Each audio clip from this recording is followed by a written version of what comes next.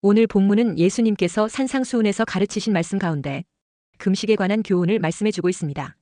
예수님은 마태복음 6장에서 세 가지 중요한 경건 생활을 말씀하셨습니다. 그것은 구제와 기도와 금식입니다. 유대인들이 구제와 기도와 금식을 통해 경건한 생활을 하려고 노력을 하는데 문제는 참된 경건이 아닌 방향으로 가고 있다고 예수님은 지적했습니다. 그러면서 참된 경건이 무엇인지를 말해주면서 강조하신 것이 있습니다. 그것은 바로 구제와 기도와 금식을 하되 사람에게 보이려고 하지 말고 은밀한 중에 보시는 하나님께 하라는 것입니다. 특히 금식은 하나님 앞에서 자신을 낮추며 죄를 회개하고 하나님의 뜻을 구하는 중요한 신앙 행위입니다. 그러나 당시 많은 유대 종교 지도자들은 금식을 하나님보다 사람에게 보이려는 의도로 외식적인 금식을 많이 행했습니다. 그래서 사람들이 보기에 얼굴을 흉하게 하고 머리에 재를 뒤집어 쓰면서 금식하고 있다는 티를 엄청 많이 내면서 했던 것입니다. 예수님은 바로 이런 금식은 하나님께 상이 없다고 했습니다. 구제가 이웃과의 관계에 대한 것이라면 기도는 하나님과 관계된 것입니다. 그리고 금식은 자신과 관계된 것이라고 할 수 있습니다.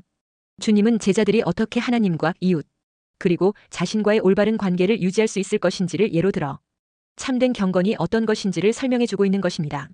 그러니까 금식이란 우리가 어떻게 자신을 단속해서 하나님의 뜻에 순종하게 만들 수 있을까를 고민하는 행위라는 것입니다. 첫째, 세상에는 여러 가지 종류의 금식이 있습니다. 세상 이방 종교에도 금식은 있습니다. 현대에 와서 금식을 가장 많이 강조하는 종교는 이슬람교라고 할 수 있습니다. 이슬람교는 종교 의식 가운데 금식을 필수적으로 해야 된다고 되어 있습니다. 그러므로 이슬람 교인이라면 누구나 다 금식해야 하는 날이 정해져 있습니다. 그들은 마호멧이 처음 계시를 받은 날을 기념하여 금식하는 날로 지킵니다. 그들은 그것을 라마단이라고 부르고 이슬람력으로 9월 한 달 동안 이른 새벽부터 일몰까지 금식을 합니다. 그들에게 있어서 새벽이란 흰 실과 검은 실을 구별할 수 있는 때를 말하고 일몰은 사람을 식별할 만한 때를 말합니다.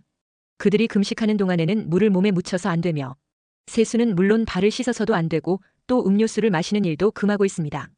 또 그들은 이때에 음식 냄새나 향수 냄새를 맡는 일도 금하고 있습니다. 왜냐하면 그들은 냄새를 맡는 것도 즐거움의 일종으로 생각하기 때문입니다. 그래서 라마단 기간의 낮 동안에는 그들이 일체의 음식을 먹는 일을 금지하고 있습니다. 단 임산부나 간호원 그리고 출전하는 군인만은 이 의무에서 제외되었습니다. 이와 같이 이슬람교에서는 아주 철저하게 금식을 실시하고 있습니다. 그러면 유대인들은 어떠했을까요? 유대인들의 금식 역시 이슬람교의 금식과 비슷했습니다. 성경에 나타난 유대인들의 국가적인 금식일은 그들의 유대원력으로 7월 10일인데 속죄일입니다. 모든 유대인들은 이날이 되면 여호와 앞에서 금식하되 자신이 1년 동안 지은 죄를 회개하면서 하루를 지냈습니다. 유대인들은 이날에 일체의 음료수나 음식을 먹지 않았으며 향수를 몸에 바르거나 목욕도 하지 않았습니다. 그리고 발에는 샌들을 신지 않았고 엄격한 금욕 생활을 했습니다. 이것은 유대인들이 국가적으로 행하는 공동 금식이었습니다. 그러나 이러한 공동 금식 외에 개인적인 금식도 있었습니다. 유대인들의 금식하는 형태를 보면 4가지 정도의 형식이 있었습니다. 첫째는 물도 마실 수 없는 완전 금식이 있습니다. 모세의 금식이나 예수님이 하신 40일 금식이 이러한 예에 속한다고 할 수 있습니다. 둘째는 새벽부터 저녁까지만 하는 부분 금식이 있습니다. 유대인들은 일주일 중에 매주 수요일, 금요일에는 이러한 금식을 했습니다. 셋째로 부분 금식으로 고기와 술 또는 특별히 맛있는 음식을 먹지 않는 금식입니다. 이 금식은 즐기기 위한 음식은 금하고 몸을 지탱하기 위한 최소한의 음식만 먹는 것을 말합니다. 교회 역사를 살펴보면 청교도들이 주일에 이러한 금식을 했습니다. 그들은 주일에 빵을 굽지 않고 먹었으며 고기는 일체 금했습니다. 그들은 몸을 지탱하기 위한 최소한의 음식만 먹고 깨끗한 정신으로 주일을 지켰습니다. 외경을 보면 요셉이 노예로 팔려갔을 때 맏아들인 르우벤이 요셉을 구하지 못한 일에 대해 자책하면서 7일간 금식했다는 기록이 나옵니다. 이 금식은 매일 한 끼씩 금식하거나 또는 고기를 먹지 않는 부분 금식이었을 것입니다. 그리고 마지막으로 가족과 떨어져서 특별한 장소에 가서 하는 명상하며 하는 특별한 금식도 있었습니다. 금식이 자신을 절제하는 일에 있어 큰 효과가 있습니다. 그러나 금식도 올바르게 해야만 그 효과를 볼 수 있습니다. 그릇된 금식이나 지나친 금식은 오히려 역효과를 줄 수 있습니다. 어떤 사람들은 일만 생기면 금식하기도 하고 또 어떤 사람은 금식을 한 후에 그것을 공로화하려는 사람도 있습니다. 또 어떤 사람은 금식이 율법적이라고 주장하면서 아예 금식을 하지 않는 사람도 있습니다. 심지어 어떤 사람은 데모하기 위한 방편으로 금식하는 경우도 있습니다. 정치인이나 압력단체는 이러한 단식 농성을 통해서 자신의 뜻을 관철시키는 방법을 사용하곤 합니다. 그러나 이러한 금식은 성경에서 말하고 있는 금식 방법이 아닙니다. 그러면 예수님은 금식에 대해 제자들에게 어떻게 가르쳤습니까? 주님은 3년 공생의 사역을 시작하기 전에 40일 동안 금식을 하셨습니다. 그런데 예수님은 바리새인들처럼 일주일에 2번씩 금식을 하셨다거나 1년에 몇 번씩 금식했다는 기록이 없습니다. 한 번은 세례 요한의 제자들이 예수님께 와서 이런 질문을 합니다. 우리와 바리새파 사람들은 자주 금식을 하는데 선생님의 제자들은 왜 금식을 하지 않습니까? 합니다. 이때 예수님은 잔치에 온 신랑의 친구들이 신랑과 함께 있는 동안에 어떻게 슬퍼할 수 있겠느냐? 그러나 곧 그들이 신랑을 빼앗길 때가 올 터인데 그때에 가서는 그들도 금식할 것이다 했습니다. 그러니까 큰 슬픔이 왔을 때 금식하는 것이라고 한 것입니다. 이런 점에서 예수님은 당시 금식을 큰 미덕으로 생각하는 유대인들과는 생각이 달랐다는 것을 알 수 있습니다. 기독교는 금식이나 고행과 같은 일을 높이 평가하지 않습니다. 그러므로 기독교는 고행을 법으로 규정하고 있지 않습니다. 이런 사실은 아주 중요한 의미가 있습니다. 기독교는 슬픔이나 고행의 종교가 아니라 기쁨과 승리의 종교라는 것입니다. 금식이 중요한 경건의 훈련인 것은 틀림이 없습니다. 그러나 기독교 교리 안에서는 금식을 따로 규정하고 있지는 않습니다. 다시 말해 기독교에서는 금식을 많이 한다고 해서 믿음이 좋은 사람이라고 보지 않는다는 말입니다. 물론 금식을 한 사람은 개인적으로 유익한 결과를 얻을 수 있습니다. 그러나 기독교에서는 비록 40일 금식했다 해도 금식하지 않은 사람보다 높이 평가되거나 흠모의 대상이 되지는 않습니다. 기독교에서의 금식은 강제가 아니며 개인의 사정에 따라 금식을 할 수도 있고 또 하지 않을 수도 있습니다. 그러면 기독교에서는 어떤 때에 금식을 하는 것일까요? 그것은 신랑을 빼앗길 때라고 했습니다. 마태복음 9장 15절에 예수께서 그들에게 이르시되 혼인집 손님들이 신랑과 함께 있을 동안에 슬퍼할 수 있느냐? 그러나 신랑을 빼앗길 날이 이르리니 그때에는 금식할 것이니라 했습니다. 다시 말해 내가 예수님을 빼앗겨서 기쁨을 잃어버렸을 때 금식하라는 것입니다. 이것은 우리의 신앙생활을 말합니다. 신앙생활이 기쁠 수 있는 것은 예수님과 동행할 때입니다. 그런데 세상의 일로 인해서 그 기쁨을 잃어버릴 때가 있습니다. 예수님은 이것을 신앙을 빼앗긴 것으로 말씀하고 있습니다. 즉 예수님을 세상에 빼앗겨버렸다는 것입니다. 그럴 때는 신앙생활이 정상적으로 되지 않습니다. 교회 나오는 것도 기쁨이 없고 기도할 마음도 없고 말씀을 볼 마음도 없습니다. 이것은 예수님을 빼앗긴 것입니다. 이럴 때 금식하라는 것입니다. 그러니까 금식하는 이유는 하나님과의 올바른 관계를 갖고 싶어서인 것입니다. 자신의 신앙의 모습을 돌아보고 자신에 대해서 한심해하면서 이래서는 안 된다는 것을 깊이 깨닫고 진심으로 하나님과의 바른 관계에서 기쁨을 회복하고 싶어서 간절한 마음으로 금식하는 것입니다. 만약 금식으로 마음의 기쁨이 회복된다면 금식은 성공한 것이 됩니다. 그런 의미에서 금식은 행위 자체보다 어떤 소원으로 하나님 앞에 나왔느냐가 더 중요합니다. 그러니까 나는 음식으로 살지 않고 하나님의 말씀으로 살고 싶습니다. 이런 소원이 음식을 먹지 않는 행위에 실려 있어야 합니다. 그럴 때 하나님은 금식의 행위가 아니라 그 마음을 보시는 것입니다. 그래서 금식은 남들이 모르게 하라고 하시는 것입니다. 은밀한 금식은 은밀한 중에 보시는 아버지께서 갚으신다고 하셨습니다. 금식을 과시하고자 하지 않고 단지 하나님과의 바른 관계만을 원하는 마음으로 하나님께 나아오는 자는 그 마음을 하나님께서 보시고 갚으신다는 것입니다. 그러나 금식하는 것을 사람들에게 보이고자 하고 사람들이 알아주기를 원한다면 이미 그것은 하나님과의 관계에서 하는 것이 아닌 것입니다. 그리고 그것으로 사람들이 칭찬했을 때 이미 그는 모든 상을 받은 것이 됩니다.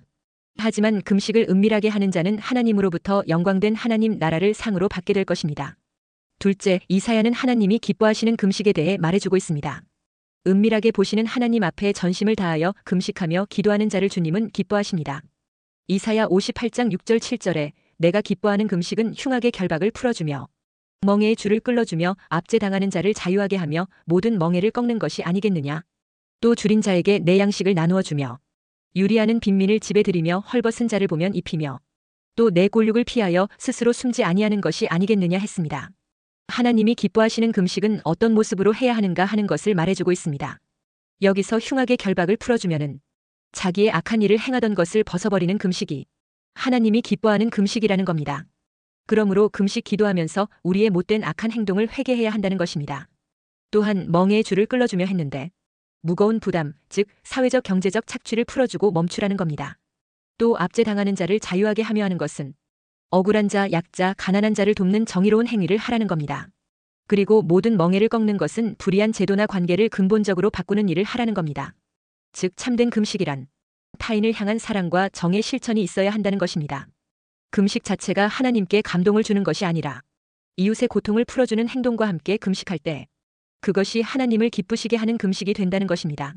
하지만 이사야의 예언은 단지 사회윤리에만 그치지는 않습니다. 성경 전체의 구속사적 흐름에서 보면 이 표현들은 영적 결박을 가리키기도 합니다. 여기서 흉악의 결박은 사탄이 사람을 묶는 죄의 사슬을 상징합니다. 누가복음 13장 16절에 그러면 18회 동안 사탄에게 매인받은 이 아브라함의 딸을 안식일에 이 매임에서 푸는 것이 합당하지 아니하냐 했습니다. 그리고 기도와 금식이 사단에게 매인 흉악한 결박을 끊어내는 길이 될 수 있다는 것을 예수님이 변화산에서 내려와서 제자들에게 하신 말씀 가운데 드러납니다. 마태복음 17장에 예수님께서 변화산에서 모세와 엘리야와 함께 영광 중에 말씀하신 후 내려오셨을 때 산 밑에 남아있던 제자들이 귀신 들린 아이를 고치지 못해 논쟁 중이었습니다. 그러다 제자들은 산에서 내려온 예수님에게 나아가 왜 우리는 귀신을 쫓아내지 못하였는지 질문을 합니다.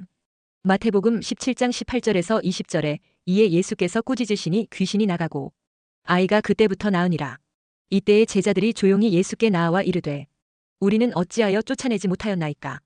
이르시되 너희 믿음이 작은 까닭이니라. 진실로 너희에게 이르노니 만일 너희에게 믿음이 겨자씨 한 알만큼만 있어도 이 산을 명하여 여기서 저기로 옮겨지라 하면 옮겨질 것이요 또 너희가 못할 것이 없으리라 했습니다. 그러니까 제자들이 귀신을 쫓아내지 못한 이유를 믿음이 작은 까닭이라 했습니다. 믿음은 주님의 말씀을 들을 때 주시는 하나님의 선물입니다. 그런데 제자들은 예수님의 말씀을 매일 많이 듣고 있었습니다. 그러면 왜 제자들에게 믿음이 작은 상태였을까요? 그것은 마가복음 9장 29절에 이르시되 기도 외에 다른 것으로는 이런 종류가 나갈 수 없느니라 하시니라 했습니다. 결국 기도 부족이 믿음 부족의 결과를 낳았다는 것을 알 수 있습니다. 말씀을 매일 들어도 기도가 부족하면 믿음의 은사가 부어지지 않는 것입니다. 믿음은 성령께서 주시는 선물입니다. 성령은 기도하고 구하는 자에게 역사하시는 분이기 때문에 그렇습니다. 누가복음 11장 13절에 너희가 악할지라도 좋은 것을 자식에게 줄 줄 알거든 하물며 너희 하늘 아버지께서 구하는 자에게 성령을 주시지 않겠느냐 하시니라 했습니다. 구하는 자에게 성령을 주시고 기도하는 자에게 성령이 역사하여 믿음의 은사가 부어진다는 것을 알 수 있습니다. 그런데 기도도 금식을 겸하여 하는 기도는 좀 더 강한 기도라고 할 수 있습니다. 금식은 기도의 자세의 문제이기 때문에 보통 기도보다 하나님 앞에 보이려는 자세로 하는 금식이라면 더 좋은 기도의 방법이 될 수 있는 것입니다. 그래서 마태복음 17장 21절에 기도와 금식 외에는 이런 유가 나가지 아니하느니라 했습니다. 이 말씀이 어떤 사본에는 포함되어 있고 어떤 사본에는 빠져 있기 때문에 주석으로 괄호 처리되어 있습니다. 즉 참고할 말씀이라는 의미인 것입니다. 그런 의미에서 이사야가 말하는 사회적 도덕적 변화와 함께 영적인 의미로 기도와 금식이 마귀의 흉악한 결박과 모든 압제와 멍해를 끊어내는 십자가의 능력을 불러오는 강력한 믿음이 나가게 한다고 할 수 있습니다. 주의할 것은 금식 자체에 능력이 있는 것이 아니고 하나님의 능력을 여는 통로로 쓰임 받을 수 있다는 것입니다. 다시 말해 오직 성령의 역사를 집중적으로 구하기 위해 금식하며 하는 기도로 인해 성령께서 더 강하게 역사하여 믿음의 은사가 크게 부어질 수 있다는 것입니다. 그런 의미에서 기도와 금식으로 귀신이 쫓겨나가는 역사가 일어난다는 것입니다. 그래서 마가복음 9장 29절에 이르시되 기도 외에 다른 것으로는 이런 종류가 나갈 수 없느니라 할 때 이런 종류라 할 때 종류는 헬라어 원어의 제노스로 종류, 부류라는 뜻인데 여기서는 귀신과 악령의 한 부류와 종류를 가리킵니다. 예수님은 여기서 단순히 귀신 일반이 아니라 강력한 부류의 악한 영을 가리키신 것입니다. 그러므로 귀신과 악한 영을 제압하는 능력은 말씀과 기도와 금식으로 믿음의 은사가 나타나면서 산을 옮기듯이 강력한 역사가 나타나 귀신의 역사가 무너지고 떠나게 된다는 것입니다. 물론 금식이 아닌 기도를 통해서도 역사가 나타나게 됩니다. 꼭 금식을 해야만 믿음의 은사가 풀려나온다는 의미는 아닌 것입니다. 그렇기에 어떤 사본에는 기도만 나오고 어떤 사본에는 기도와 금식이 함께 나오는 것입니다. 금식이 좀 특별하듯이 기도도 좀 더 특별하게 기도하고자 하는 자에게는 금식하며 기도하는 것이 도움이 될 수 있는 것입니다. 올바른 말씀과 기도와 금식이 되었다면 이사야 58장 8절에 그리하면 내 빛이 새벽같이 비칠 것이며 내 치유가 급속할 것이며 내 공의가 내 앞에 행하고 여호와의 영광이 내 뒤에 호위하리니 했습니다. 여기서 내 빛이 새벽같이 비칠 것이며 했는데 흑암의 권세가 물러간다는 것입니다. 또한 내 치유가 급속할 것이며 했는데 회복이 빨리 되게 하신다는 말씀입니다. 병든 몸이 빠르게 회복되고 손해를 보았던 재산이 다시 회복이 되고 잘못하여 엉클어지고 무너졌던 것이 다시 회복된다는 것입니다. 또 내 공의가 내 앞에 행하고 했는데 생각도 말도 일도 실수함이 없이 바르게 행하는 의로운 사람으로 복을 주신다는 것입니다. 그리고 여호와의 영광이 내 뒤에 호위하리니 했습니다. 무슨 말씀입니까? 내 생애를 하나님이 지키시고 보호해 주신다는 말씀입니다. 그리고 이사야 58장 8절에 내가 부를 때에는 나 여호와가 응답하겠고 내가 부르짖을 때에는 내가 여기 있다 하리라 했습니다. 언제 어디서 무슨 사건을 놓고 기도하여도 즉시 응답해 주시겠다고 했습니다. 그러므로 특별하게 주님께 나아가 기도하는 금식을 하더라도 제대로만 하면 큰 능력의 역사와 믿음의 은사가 풀려지며 나타난다는 것입니다. 말씀과 기도와 삶과 믿음에 승리하게 되시기를 주의 이름으로 축원합니다. 셋째, 금식 기도의 일반적인 의미는 무엇입니까? 예수님은 우리가 주님을 잃고 기쁨을 잃었을 때 금식할 때라고 하셨는데 성경 다른 곳에서는 어떤 때 금식했을까요? 먼저 금식은 하나님을 향해 탄원할 때 금식하며 기도했습니다. 그러므로 금식 기도는 하나님께 대한 탄원의 의미입니다.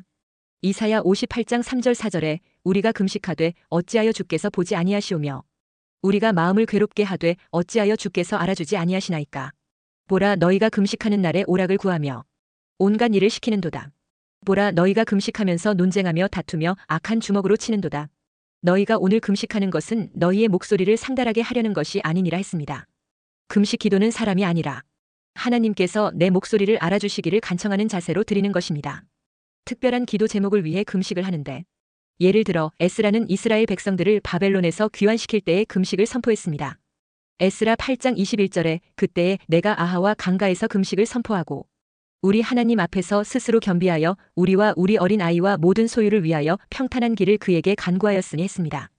노약자, 부녀자, 어린 아이들을 데리고 바벨론에서 유대 땅까지 돌아오는 것은 너무 위험한 일이었습니다. 당시 에스라는 이스라엘 백성을 데리고 고향으로 돌아가라는 아닥사스다 왕의 귀환 명령을 받았습니다. 귀환과 더불어 예루살렘 성전에서 가져갔던 금을 비롯한 보석류, 밀, 기름, 포도주와 같은 식품을 하사받았습니다. 이런 물자를 가지고 먼 길을 안전하게 여행하는 것은 불가능했습니다. 도적대나 들짐승의 공격을 받을 수도 있었습니다. 에스라는 왕명을 받았으니 왕에게 도움을 요청할 수도 있었습니다. 그러나 에스라는 평소 왕에게 하나님께서 이스라엘을 지켜주시니 군대의 호위는 필요 없다고 공언했습니다. 이제 와서 도움을 요청하는 것은 부끄러운 일이었습니다. 오직 하나님께 매달릴 수밖에 없었습니다. 그래서 온 백성을 아하와 강가에 모아놓고 금식을 선포했습니다. 우리 다 같이 하나님이 지켜달라고 금식합시다 한 것입니다. 또한 여호사밧 왕은 모압과 암몬의 군대가 쳐들어왔을 때 온 유다 백성에게 금식을 명령했습니다. 그리고 니누의 사람들은 40일이 지나면 성읍이 멸망한다는 선지자의 경고를 듣고 12만 명의 성읍 사람들이 함께 금식했습니다. 또한 바벨론에 있던 유대인들은 에스더 당시 민족 말살의 위기 앞에서 금식했습니다. 그리고 개인적 탄원도 마찬가지입니다. 정말 긴급하고 간절한 문제가 있을 때는 개인도 금식하며 기도했습니다. 다윗은 사랑하는 아들이 병들었을 때에 금식하며 탄원했습니다. 페르시아의 다리우스 왕은 어쩔 수 없이 다니엘을 사자굴에 던져 넣었지만 그 다니엘을 살려달라고 금식했습니다. 또한 회개의 의미로 금식기도 했습니다. 금식은 육신의 욕망을 제어하는 수단입니다. 식욕을 억제합니다. 성욕을 억제합니다. 모든 육체적 욕망을 제어하고 죄를 척결하려는 뜻에서 금식합니다. 먼저 국가적인 회개의 금식이 있습니다. 사무엘 시대의 이스라엘 백성들은 우상 숭배 때문에 하나님의 징계를 받았습니다. 블레셋 사람들의 공격을 받고 약탈을 당했습니다. 그래서 사무엘 선지자는 이스라엘 백성들을 미스바에 모아놓고 금식을 선포했습니다. 모든 우상과 아스다롯을 제거하고 여호와만 섬기라고 했습니다. 사사시대의 이스라엘의 각 지파들은 베냐민 지파의 범죄를 응징하기 위해 전쟁을 벌였습니다. 그런데 뜻밖에도 첫 번째, 두 번째 전투에 패했습니다. 이에 온 이스라엘이 금식하고 기도했습니다. 이때의 전쟁은 개인적 문제가 종족의 문제로 발전했기 때문에 일어났습니다. 어떤 레위인의 부인을 베냐민 지파 사람들이 강간하고 죽게 만들었습니다. 그래서 그 남편이 죽은 부인의 시신을 12토막을 내서 사방에 있는 지파들에게 보냈습니다. 흥분한 지파들이 모여 베냐민을 응징하려고 군대를 동원했습니다. 그때 베냐민 지파가 사과하지 않고 대들자 마침내 전쟁을 벌였습니다. 그런데 전투에서 연합군이 졌습니다. 왜 졌을까요? 사실은 그 죽은 여인은 간음죄를 짓고 친정으로 도망친 여인이었습니다. 하나님의 징계적 의미가 있는 죽음인데 임의로 복수하려고 한 것이 잘못이었습니다. 뿐만 아니라 범죄에 대한 응징은 하나님의 몫입니다. 군대가 많다고 무조건 이기라는 법이 없습니다. 이스라엘은 두 번의 전투에 패하고 나서 잘못을 깨달았습니다. 그래서 온 민족이 금식하고 회개했습니다. 물론 세 번째 전투에서는 연합군이 크게 이겼습니다. 또한 다니엘도 포로로 잡혀간 땅에서 이스라엘 민족의 멸망이 자신들의 죄 때문임을 고백하면서 금식하고 회개했습니다. 혹시 해결되지 않는 죄 문제가 있습니까? 금식하시기 바랍니다. 악한 습관을 버리지 못하거든 금식하세요. 욕하는 습관, 화내는 습관, 도박하는 습관, 술 먹는 습관, 음란한 습관. 끊어지지 않거든 금식하시기 바랍니다. 하루, 이틀, 사흘, 일주일 혹은 그 이상이라도 죄를 철저하게 뿌리 뽑고 이길 때까지 금식하시기 바랍니다. 또한 하나님과의 특별한 만남을 위한 금식이 있습니다. 모세는 시내산에서 하나님을 만나기 위해 40일 동안 금식했습니다.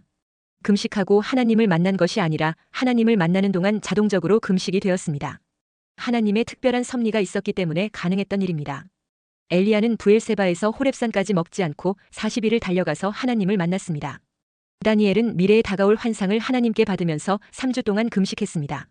사도 바울은 다메섹 도상에서 회개한 후에 유다의 집에서 3일 동안 금식하면서 기도했습니다. 금식은 육체의 욕망을 죽이는 수단입니다. 당연히 죄를 회개하게 되고 영적으로는 맑아집니다. 정말 나를 향한 하나님의 뜻이 무엇인지 알고 싶습니까? 금식하며 기도하시기 바랍니다. 사도들은 선교사를 파송하면서 금식했습니다. 교회 지도자를 세우면서 금식했습니다. 사도행전 13장 2절 3절에 주를 섬겨 금식할 때에 성령이 이르시되 내가 불러시키는 일을 위하여 바나바와 사울을 따로 세우라 하시니 이에 금식하며 기도하고 두 사람에게 안수하여 보내니라 했습니다. 오늘 본문 17, 18절에 너는 금식할 때에 머리에 기름을 바르고 얼굴을 씻으라. 이는 금식하는 자로 사람에게 보이지 않고 오직 은밀한 중에 계신 내 아버지께 보이게 하려 함이라. 은밀한 중에 보시는 내 아버지께서 갚으시리라 했습니다. 금식할 때에 머리에 기름을 바르고 얼굴을 씻으라는 것은 평상시처럼 단정하고 깨끗하게 하라는 말씀입니다. 금식하면서도 남들이 볼 때는 전혀 티가 나지 않게 하라는 것입니다. 즉 금식은 사람 앞에 드러낼 필요가 전혀 없는 하나님과 나만의 은밀한 시간이라는 뜻입니다. 그리고 그 기도와 금식이 사람이 아니라 은밀한 중에 계신 하나님께 보이기 위해 하라고 했습니다. 그러므로 우리의 금식은 사람에게 보이려는 것이 아니라 은밀히 하나님 앞에서 드려야 합니다. 사람에게 칭찬을 받기 위한 금식이 아니라 하나님과 깊은 교제를 나누는 도구로서 금식이 되어야 합니다. 기도와 금식으로 하나님 앞으로 나아가는 경건의 사람이 되시기를 주의 이름으로 축원합니다.